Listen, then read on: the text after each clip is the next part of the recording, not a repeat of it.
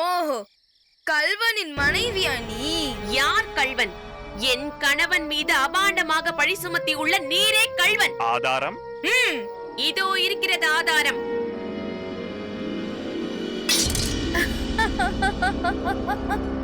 இப்பொழுது புரிகிறதா என் கணவன் தவறிழைக்கவில்லை என்பது?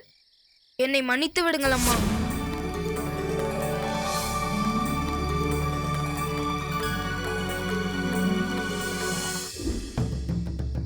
போர் போர் போர்! பாண்டியன் மன்னன் மீது போர் தொடுத்து வருகிறார். சேர நாட்டு அரசர் உடனே வீட்டுக்கு ஒருவர் போருக்கு வர வேண்டும் என்ற அரசர் உத்தரவு. அப்படியானால் நான் உடனே போருக்கு கிளம்புகிறேன். நில்லுங்கள். ஆண்கள் மட்டுமே போருக்கு போக வேண்டும் என விதி இருக்கிறதா? இது நாம் வாழும் நாடு, உங்களை உயிரோடு எனக்கு அளித்த நாடு. இந்த நாட்டை பாதுகாக்க செல்லும் பணியில் என்னையும் ஈடுபடுத்திக் கொள்ள நான் விரும்புகிறேன்.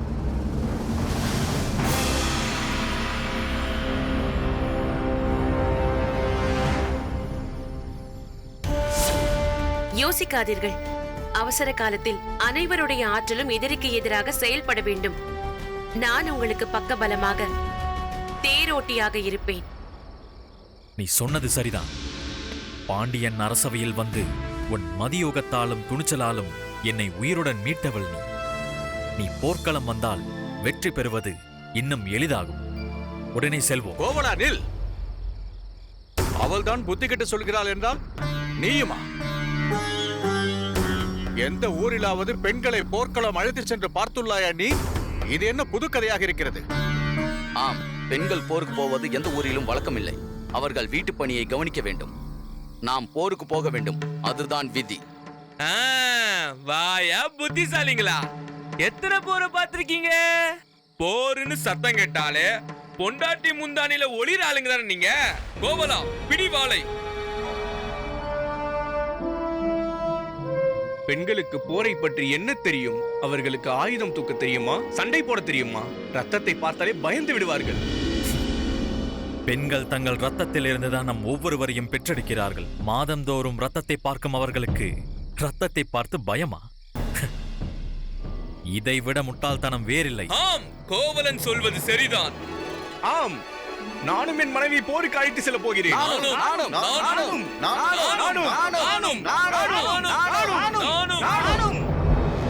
பைத்தியம் பிடித்திருக்கிறதா இந்த பாண்டிய நாட்டினருக்கு?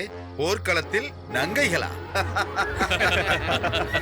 கத்தி சண்டை போடும் இடத்தில் கத்தி பேசும் பெண்களை அழைத்து வருகிறான் பாண்டிய மன்னன். மூடர்கள்! வெற்றி நமதே! வெற்றி நமதே! வெற்றி நமதே! வெற்றி நமதே! வெற்றி நமதே! சபாஷ்! இந்த போர்ல பாண்டிய மன்னன் வரலாறு காணாத வெற்றி அடைஞ்சான். தோத்து போன சேர மன்னன் ஆழப்புழால அவ்வியல் செய்வதா ஒரு கேள்வி. நமக்கு எதுக்கு பொல்லாப்பு? இந்த வெற்றிய பாண்டிய நாடே கொண்டாடிச்சு.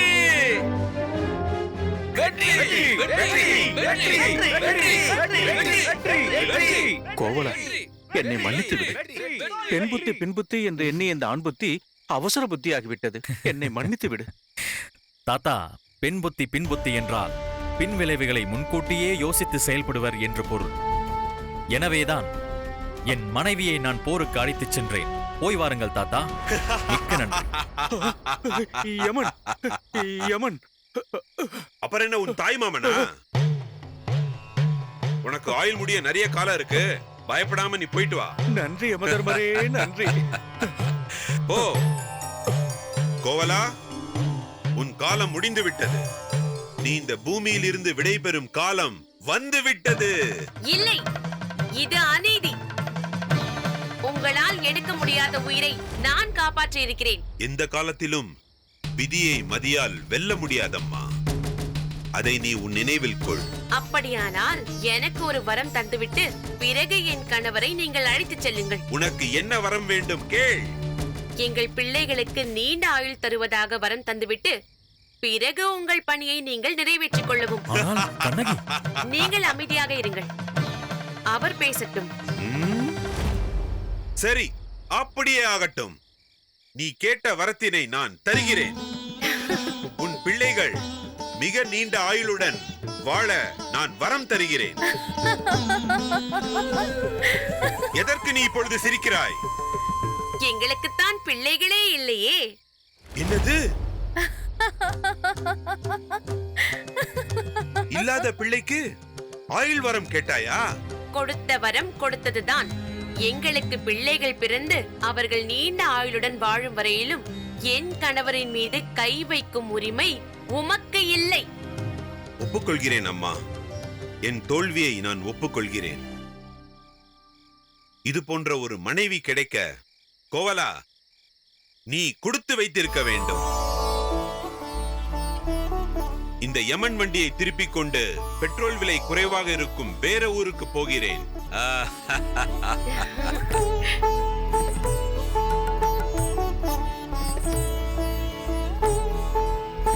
இதுதான் மனைவியின் மகிமை. ஒரு கணவன் சம்பாதிக்கலாம், பொருள் ஈட்டலாம், ஆனால் அவனது மனைவி அவனுக்கு பக்கத் துணையாக, உறுதுணையாக, எல்லா துன்பங்களிலும் தோள் கொடுப்பவளாக இருந்தால் அவன் மிகப்பெரிய சாதனைகளை செய்ய முடியும்.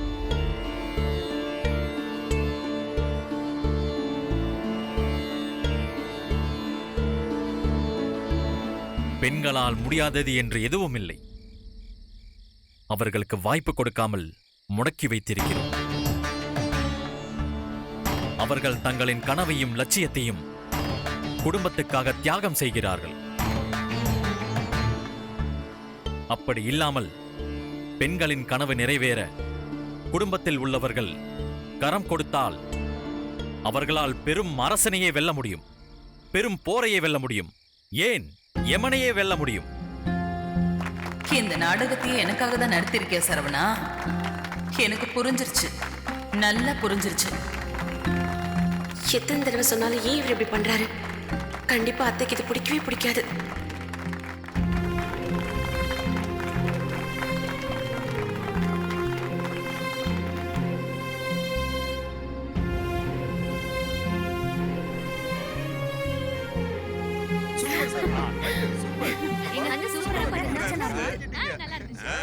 அம்மா எவ்வளவு ஆசையா கை தட்டினாங்க பாத்தீங்களா? இதுதான் நான் எதிர்பார்த்தது. இனிமே உங்க கனவை அம்மா புரிஞ்சுப்பாங்க. அம்மா, நாடகம் எப்படிமா இருந்துச்சு? உங்களுக்கு பிடிச்சிருந்துச்சா? ஏங்க, இந்த யமதர்ம வேஷம் போட்டதெல்லாம் போதும். முதல்ல இதை கழட்டிட்டு வீட்டுல வந்து குளிங்க. அப்புறம் உடம்பு அரிக்குதுன்னு ஏன் உயிர் எடுக்க கூடாது? வேஷம் போடுறாராம். உங்க அப்பாவை பாத்தியாடா? அம்மா, என் நாடகம். அம்மாடி கண்ணகி, வீட்டுல விளக்க வேண்டிய பாத்திரம் எல்லாம் நிறைய கிடக்கு. போய் வேலையை பாரு. அம்மா, என் நாடகம் எப்படி இருக்குன்னு சொல்லவே இல்லையம்மா. முதல்ல நீ வீட்டுக்கு வா, இதையெல்லாம் கழட்டி போட்டுட்டு வா, அப்புறம் பேசிக்கலாம்.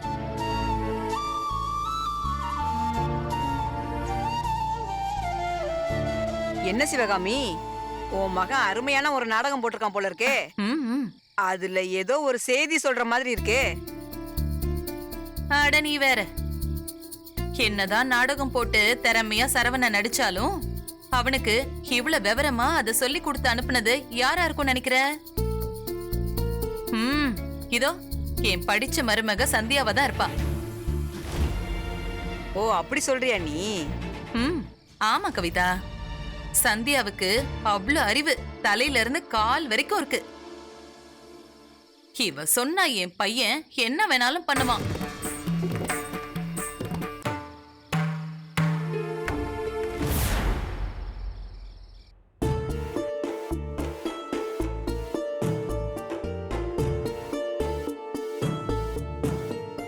அம்மா, நீங்க சொல்லுங்கம்மா, நாடகம் எப்படிமா இருந்துச்சு? உங்களுக்கு பிடிச்சிருந்துச்சா?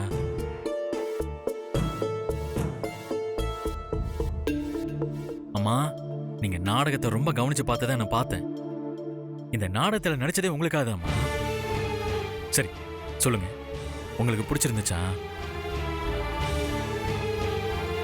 பிடிச்சிருந்தது. எனக்கு தெரியுமா உங்களுக்கு இது பிடிக்குன்னு எனக்கு தெரியும். சந்தியா ஆசைப்படுற மாதிரி அவங்கள போலீஸுக்கு படிக்க வைக்கணுன்ற என்னோட ஆசை நியாயமானதுன்னு உங்களுக்கு புரிய வைக்க எனக்கு வேற வழி தெரியலம்மா. அதுக்கு தான் இப்படி ஒரு நாடகம் போட வேண்டியதா ஆயிடுச்சு. என்னப்பா? ஆமா.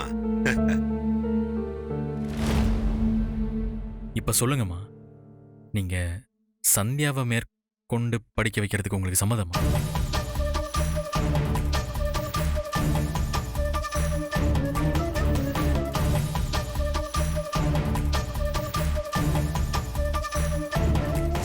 இவ சொன்னா என் பையன் என்ன வேணாலும் பண்ணுவான். அம்மா என்னம்மா யோசிக்கிறீங்க? நல்ல பதிலா சொல்லுங்க. உங்க மனசார ஆசீர்வாதம் பண்ணி சந்தியா நினைச்சதை அடையணும்னு வாழ்த்துங்க.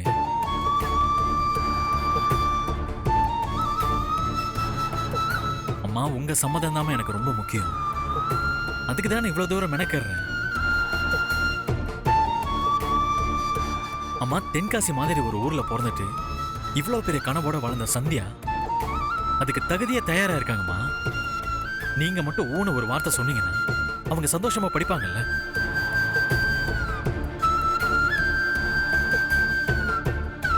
அம்மா நீங்க சந்தியாவை மட்டும் ஆசீர்வாதம் பண்ணீங்கன்னா நாளையில இருந்தே படிக்கிறதுக்கான வேலைகளை ஐயோ ஆரம்பிச்சிருவோம். போதும், நிறுத்துறீங்களா? திரும்ப திரும்ப அத்தை கிட்ட இதை பத்தி ஏன் கேட்டுட்டே இருக்கீங்க? இல்லங்க நான் என்ன சொல்றேன்னு. ஐயோ ப்ளீஸ் போதும். இத பத்தி அத்தை கிட்ட இனிமே எதுவும் கேட்காதீங்க. அத்தை கிட்ட மட்டும் இல்ல, யார்கிட்டயும் என்கிட்டயும் இத பத்தி எதுவும் கேட்காதீங்க.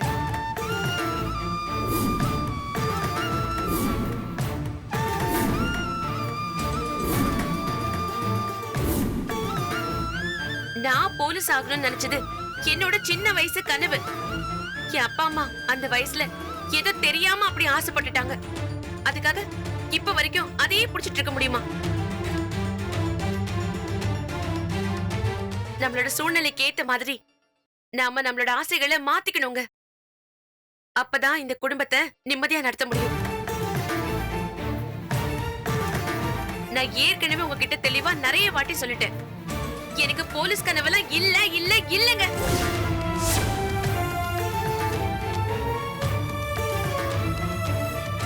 இனிமே எந்த காலத்திலயும் அந்த ஆசை எனக்குள்ள வராது. இந்த பேச்சை இதோட விட்டுருங்க ப்ளீஸ்.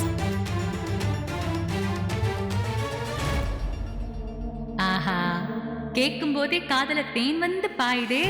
அத்தையோட சாமர்த்தியமே தனிதான். போலீஸ் ஆசை எனக்கு கிடையாதுன்னு அவ வாயாலே சொல்ல வச்சுட்டாங்க. செம்ம ஆளு தனிங்க. ஏமா சந்தியா, என்னம்மா இப்படி சொல்ற? உன் மனசுல அப்படி ஒரு எண்ணம் இருந்தது உண்மைதானம்மா? ஆமா மாமா, இருந்துச்சுதான். அத நான் இல்லன்னு சொல்லவே இல்லையே. நான் போலீஸ் ஆகணும், காக்கி சட்டை போடணும்னு நினைச்சேன். அதுக்காக படிச்சேன், உழைச்சேன். அது எல்லாமே உண்மைதான்.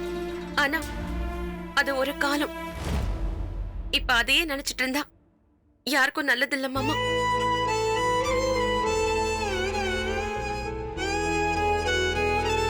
மலை பிரதேசத்துல வாழ்றவங்க எப்பவும் ஸ்வெட்டர் போட்டுப்பாங்க. திடீர்னு பாலைவனத்துல வாழ வேண்டியது இருந்துச்சுன்னா நான் ஸ்வெட்டர் தான் போடுவேன்னு அடம் பிடிக்க முடியாதுல்ல. எந்த சூழ்நிலைக்கு எப்படி வாழணுமோ அப்படி நம்மள மாத்திக்கலன்னா பழைக்க முடியாது மாமா. இந்த உண்மையை நானே புரிஞ்சுக்கிட்டு என்னன்னா மாத்திக்கிட்டேன். ஆனா இவரு அத புரிஞ்சுக்காம திரும்ப திரும்ப அதையே பேசி பேசி அத்தை மனசை காயப்படுத்துறாரு. அதனாலதான் நான் சொல்றேன், விட்டுடுங்க ப்ளீஸ். என்னங்க இப்படி சொல்றீங்க? நிஜமாவே உங்க போலீஸ் கனவை உங்க மனசுல இருந்து தொடச்சு தூக்கி வீசிட்டீங்களா? உங்க மனப்பூர்வமா காக்கி சட்டையை வெறுக்கிறீங்களா? நான் வெறுக்கிறேன்னு சொல்லல, எனக்கு அது வேண்டான்னு நான் சொல்றேன். ஏங்க, பிறந்ததுல இருந்து மனசு ஆசைப்பட்ட ஒரு விஷயம், அதை அடையணும்னு ஏங்கிக்கிட்டு இருந்த ஒரு விஷயத்தை எப்படிங்க திடீர்னு தூக்கி போட முடியும்? அப்படி சொன்னா ஒண்ணு நீங்க ஆசைப்பட்டது பொய், இல்லனா அப்படி தூக்கி போட்டதா சொல்றத பொய்ன்னு சொல்லுங்க. நீங்க சொல்றதுல எதுங்க பொய்? எனக்கு உங்களை பத்தி நல்லா தெரியுங்க. நீங்க எப்போ உங்க மனசுல உள்ளத வெளிப்படையா சொன்னதே இல்லை. இந்த வீட்டுக்கு வந்த நாள்ல இருந்து இதுதான் நடந்துகிட்டு இருக்கு. அன்னைக்கு உங்க அண்ணன் மகளுக்கு லெட்டர் எழுதியிருந்தீங்க. அதுல என்ன எழுதியிருந்தீங்க? உன் தாத்தாவோட ஆசையை என்னாலதான் நிறைவேற்ற முடியல, நீயாச்சும் நிறைவேற்றன்னு எழுதியிருந்தீங்கல்ல. மனசுல எவ்வளவு வேதனையும் வலியும் இருந்தா அந்த வார்த்தை வரும். ஆனா இப்ப அந்த ஆசையை விட்டுட்டேன்னு சொல்றீங்க. ஏங்க விடணும்? நீங்க விட வேண்டாங்க. நீங்க நினைச்சதை அடையணும்னு சொல்லி தானே நான் இவ்வளவு தூரம் போராடிட்டு இருக்கேன்.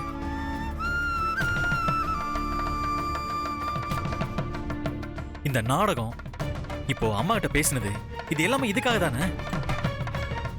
ஆனா நீங்க அவ்வளவு சுலபமா வேண்டாம் விட்டுறேன்றீங்க. எங்க விடுறதா இருந்தா எப்போ விட்டுட்டு போயிருந்துக்கலாமே. ஏங்க இங்க பாருங்க, நீங்க போய் சொல்றீங்க. நீங்க உங்களையே ஏமாத்திக்கிட்டு எங்க எல்லாரும் ஏமாத்த பாக்குறீங்க.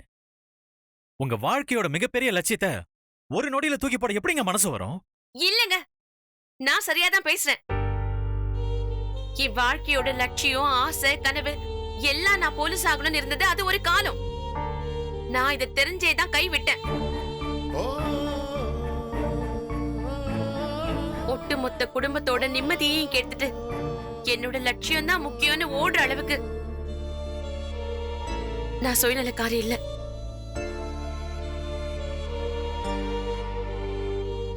அதனாலதான் என்னோட லட்சியம், கனவு, ஆசைய நான் மாத்திக்கிட்டேன்.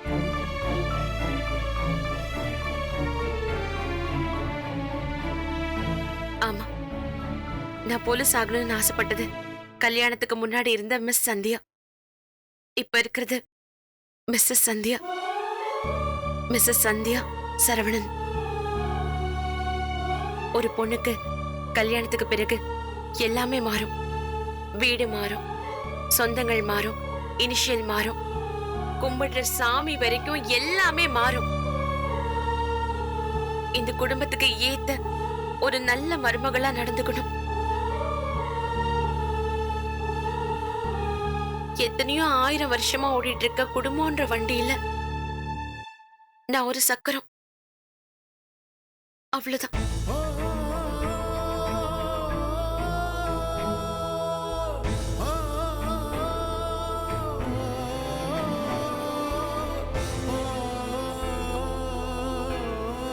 டேய் இருங்கப்பா.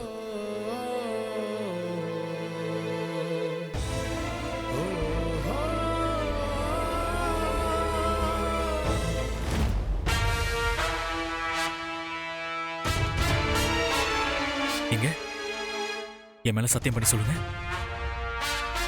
உங்க மனசுல அந்த போலீஸ்கான வில்லன்னு சத்தியம் பண்ணி சொல்லுங்க.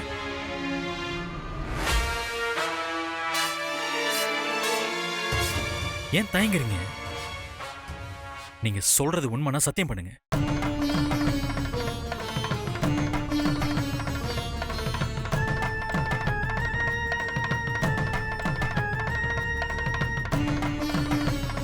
எனக்கு சத்தியத்துல எல்லாம் நம்பிக்கை இல்ல. நான் உண்மையதான் சொல்றேன். ஒரு நல்ல குடும்ப தலைவியா இருக்கணும், அவ்வளவுதான் என்னோட ஆசை.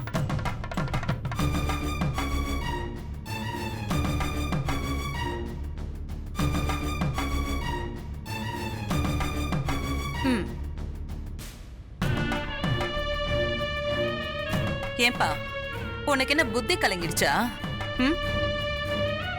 அவளே வேண்டாம் வேண்டான்னு சொல்றா, நீ எதுக்கு அவகிட்ட இப்படி மல்லு கட்டுற?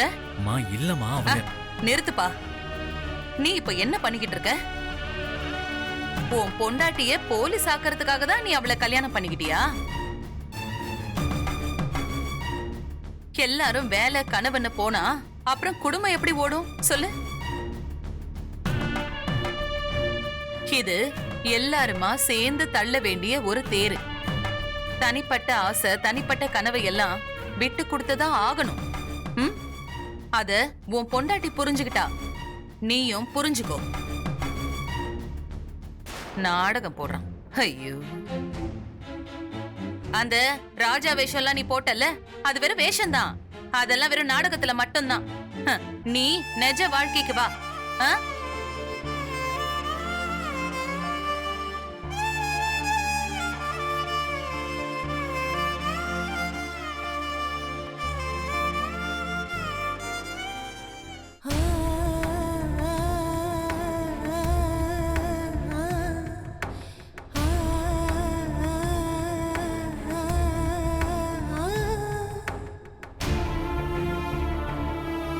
நிஜமா சொல்லுங்க, அந்த போலீஸ் கனவு உங்க மனசுல இல்லையா? சுத்தமா விட்டீங்களா? ஐயோ ப்ளீஸ்ங்க, வேண்டாம். அத பத்தி திரும்ப பேச வேண்டாம். நான் தான் தெளிவா சொல்லிட்டேன்ல. ஏங்க நீங்க தெளிவா சொன்னீங்க, ஆனா உண்மையை சொல்லியே. பிரச்சனை வேணான்னு பயந்து உங்க கனவை நீங்க குழி தோண்டி புதைச்சிட்டீங்க. நீங்க மனசார இதை சொல்லணும்னு எனக்கு நல்லா தெரியுங்க. பரவாயில்லைங்க, அப்படியே கூட இருக்கட்டும். நான் எடுத்திருக்கிற முடிவு சரிதான். எனக்கு எந்த கனவுமே இல்ல. திரும்ப திரும்ப போய் சொல்லாதீங்க. எனக்கு தாங்க குற்ற உணர்ச்சியா இருக்கு. இதுல குற்ற உணர்ச்சி அடைய என்னங்க இருக்கு? இது நான் எடுத்த முடிவு. என் மனசு விரும்பி எல்லாத்த பத்தியும் யோசிச்சுதான் நான் இந்த முடிவு எடுத்திருக்கேன். நீங்க கவலைப்படாதீங்க. இதனால எனக்கு எந்த வருத்தமும் இல்ல. ஆனா எனக்கு இருக்கே, இத கூட செஞ்சு தர முடியலன்ற வருத்தம் எனக்கு இருக்குங்க. இங்க பாருங்க, தயவு செஞ்சு நான் சொல்றத கேளுங்க. இப்போ உடனே கூட வேணாம், ஒரு மாசமா இல்ல 2 மாசமா கூட ஆகட்டும். அதுக்கப்புறம் திரும்பவும் நான் அம்மா கிட்ட போய் பேசுறேங்க. அவங்கள சம்மதிக்க வைக்க வேண்டியது என் பொறுப்பு. ஏங்க ப்ளீஸ்ங்க, உங்களை நான் கெஞ்சி கேக்குறேன். தயவு செஞ்சு இத பத்தி இன்னொரு வாட்டி அத்தை கிட்ட நீங்க பேசாதீங்க. இந்த நிமிஷத்தோட இந்த பேச்சை நீங்க இதோட விட்டுருங்க. இப்படி ஒண்ணு நம்ம வாழ்க்கையில நடந்துச்சுங்கிறதையே நீங்க மறந்துடுங்க. இனிமே நீங்க என்ன ஒரு புது சந்தியாவா பாருங்க. கடைக்கு வரணுமா? நான் வரேன். ஸ்வீட் டெலிவரிக்கு போகணுமா? வரேன். வேற ஏதாவது வீட்டு வேலை இருந்தா சொல்லுங்க, தயங்காம நான் செய்யறேன். இந்த போலீஸ் பேச்சு மட்டும் வேண்டாங்க, வேண்டாங்க, வேண்டவே வேண்டாம்.